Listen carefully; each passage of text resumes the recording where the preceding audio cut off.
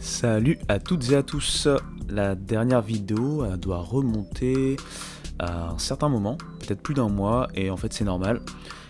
Comme vous le savez certainement déjà, les sollicitations se sont multipliées pour le Homera, et forcément, comme je maîtrise pas encore le multiclonage, j'ai dû délaisser un temps les vidéos. Mais en tout cas, on est de retour pour une petite vidéo. On reprend en douceur en parlant un peu d'une université moins connue en fait des États-Unis et notamment de Virginie. En Virginie, souvent quand on suit le sport, notamment le sport universitaire, on connaît UVA, donc Virginia University, et on connaît également Virginia Tech, VTech. Mais on parle un peu moins, même si c'est une université bien connue aux États-Unis bien sûr, de VCU, Virginia Commonwealth University. Donc je me suis dit, puisque j'étais à Richmond il y a un peu plus d'un mois, autant en profiter pour vous en parler un peu. Venez, je vous emmène sur les traces du Virginia Commonwealth University, c'est parti. Bon, aucune surprise pour ceux qui suivent un peu, mais je vais commencer comme d'habitude par un petit volet histoire, on va faire ça rapidement. Alors, VCU, Virginia Commonwealth University, c'est une université en fait qui à la base n'était qu'une extension d'une autre université. Faut savoir qu'il y a une université qui s'appelle le Hampden-Sydney College, c'est une des plus anciennes universités des États-Unis, fondée dans le XVIIIe siècle. Et cette université avait besoin d'un volet, en fait, d'une extension, on va dire, médicale. Donc ils ont créé le Medical College of Virginia en 1854. Et en fait, pour être exact, le département médical qui est devenu donc VCU ensuite a été fondé un peu plus tôt, c'est en 1838. On peut parler un peu de cette fondation, donc de 1838 à 1968, on a une appellation qui est différente.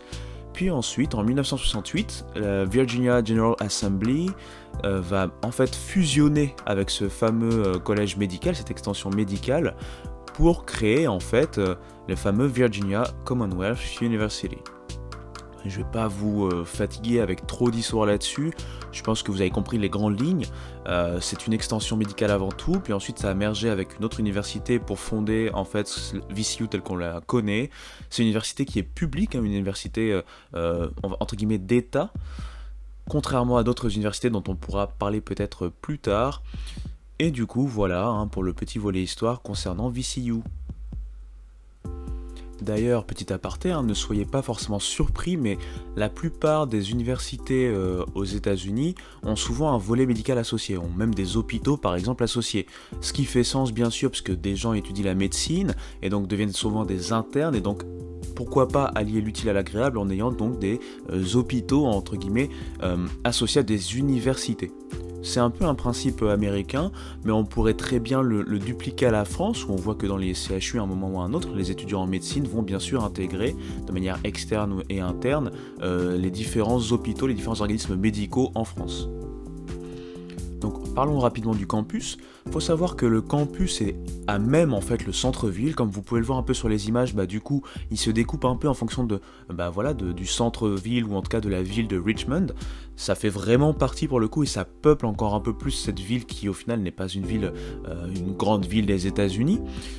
Ce campus possède 31 000 étudiants et il y a beaucoup de degrees, c'est-à-dire beaucoup de diplômes différents disponibles qu'on peut faire en fait tout simplement dans cette université. Comme je l'ai dit, il y a un passé médical et on le retrouve dans une partie en fait du système, notamment du système de santé, puisqu'il soutient beaucoup l'éducation de santé, la recherche notamment, et la recherche est très importante à VCU. Que dire d'autre en traversant un peu ce campus? On peut voir bien sûr qu'il y a le volet sportif, il y a le volet un peu plus recherche et médical, et ensuite il y a le campus à proprement parler, en sachant que les dortoirs et tout ça sont donc en ville pour la plupart. Donc voilà, on va profiter du fait que je sois passé également dans un autre campus, une autre université, grande université de Richmond, c'est justement l'université de Richmond, comme son nom l'indique. Celle-ci possède un modèle un peu plus vu, c'est-à-dire que c'est un campus qui est plutôt en périphérie de la ville, qui est d'ailleurs une université qui est privée cette fois-ci, et qui va regrouper ou qui va permettre de diplômer pas mal d'élites en fait de la ville, d'élites de la région en termes d'avocats, en termes de politiciens, etc. etc. Donc bon, c'est pas la vidéo dédiée à Richmond, donc c'était juste une petite aparté, un petit volet sur le côté pour que vous puissiez un peu comparer. Donc voilà, on a deux modèles souvent de campus, le modèle en pleine ville, downtown, comme on dit aux États-Unis, et le modèle un peu plus en périphérie qu'on peut retrouver, qui va prendre plusieurs hectares, qui va être beaucoup plus vert. Et tout va dépendre également des financements pour l'une ou l'autre des universités. Comme je l'ai dit, VCU c'est une université publique, donc il y a des financements via des sponsors par exemple qui sont mis en place, alors que Richmond est une université privée et va compter avant tout sur l'endorsement des étudiants, des fils d'étudiants ou des anciens étudiants entre guillemets qui ont déjà étudié là-bas, plus d'autres types de sponsors ou d'endorsement. Voilà pour le petit volet, on va dire, université, fonctionnement et surtout un peu la différence entre tel campus et tel campus. C'est sympa qu'on ait en fait ces deux types de campus qu'on peut retrouver aux États-Unis directement dans cette ville. Et on va passer à un volet qui me correspond plus et que vous connaissez bien si vous suivez un peu la chaîne ou toutes les activités de Le Homera, c'est le volet un peu plus sportif. Faut savoir que VCU fait partie de la première division de la NCAA et on connaît VCU comme les VCU Rams. Et donc ils jouent en fait dans une conférence qui s'appelle l'Atlantic 10, c'est-à-dire que c'est pas une des plus grandes conférences de première division, c'est une conférence qu'on classe dans ce qu'on appelle les mid-majors, mais c'est une équipe, les VCU notamment au niveau basket, qui a déjà fait ses preuves, qui a déjà quelques records et qui a déjà mis son nom dans l'histoire, en ayant été notamment le premier en fait programme de basket masculin qui est parti du First Four, c'est-à-dire donc de la partie qualificative pour entrer dans vraiment le tournoi, la March Madness, vraiment comme elle est, et qui allait jusqu'au Final Four. On a vu cette année par exemple UCLA faire un peu le même type de parcours. Il faut savoir que VCU a été la première équipe à le faire. Et donc, on va pas faire non plus une vidéo de 25 minutes, là c'est vraiment un mini tour d'horizon, puisqu'on profite un peu de mon passage par ici, mais on va parler un peu rapidement des personnalités qui sont sorties de cette université, parce qu'il faut le savoir qu'aux États-Unis, souvent, il y a une identité forte, en fait, il y a une attache forte à son université. On va beaucoup reconnaître les alumni, c'est-à-dire les alumni, ce sont les gens en fait qui terminent notamment leur cursus et qui quittent leur université. On va souvent les reconnaître comme ambassadeurs de l'université. On va reconnaître par exemple si tel acteur ou tel sportif est venu de telle ou telle fac. C'est très très important en fait dans la culture américaine. Et donc là je vais faire un peu de name dropping, parler de quelques personnalités plus ou moins connues. Je vais commencer par un acteur. Moi personnellement je le connais bien, je ne sais pas pour vous, c'est Boris Kodjoe. Boris Kodjoe sort notamment de VCU. Autre personnalité qu'on ne connaît pas forcément parce que c'est quelqu'un qui était plutôt, comme on dit, derrière en fait des projets. C'est une personnalité qui s'appelle Steve Seagal, donc à ne pas confondre avec Steven Seagal bien sûr.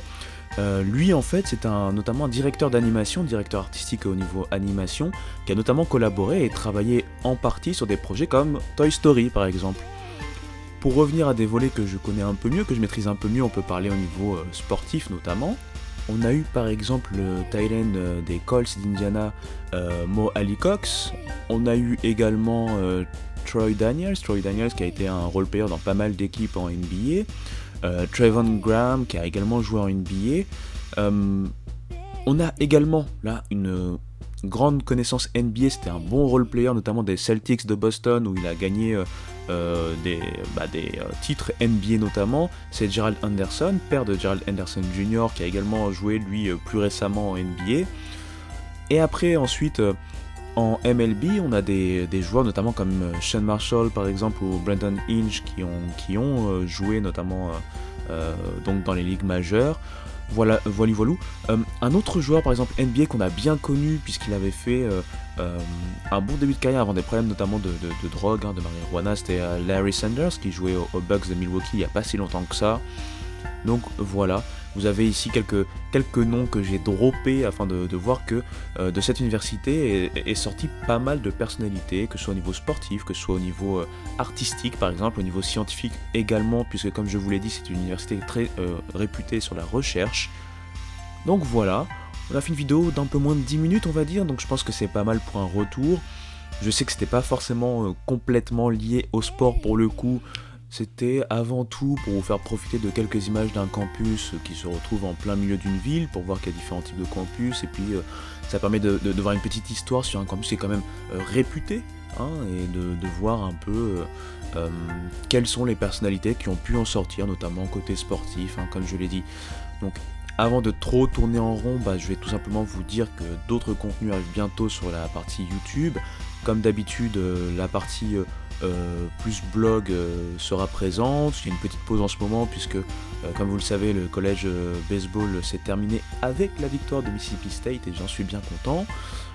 La draft est, au moment où j'enregistre, est sur le point de débuter au niveau baseball et bien d'autres contenus, sans compter bien sûr ma participation avec The Strikeout et avec Hype bien sûr sur le podcast. Donc voilà, beaucoup de choses encore à venir. Je vous dis à très bientôt et ciao, hein, ciao ciao.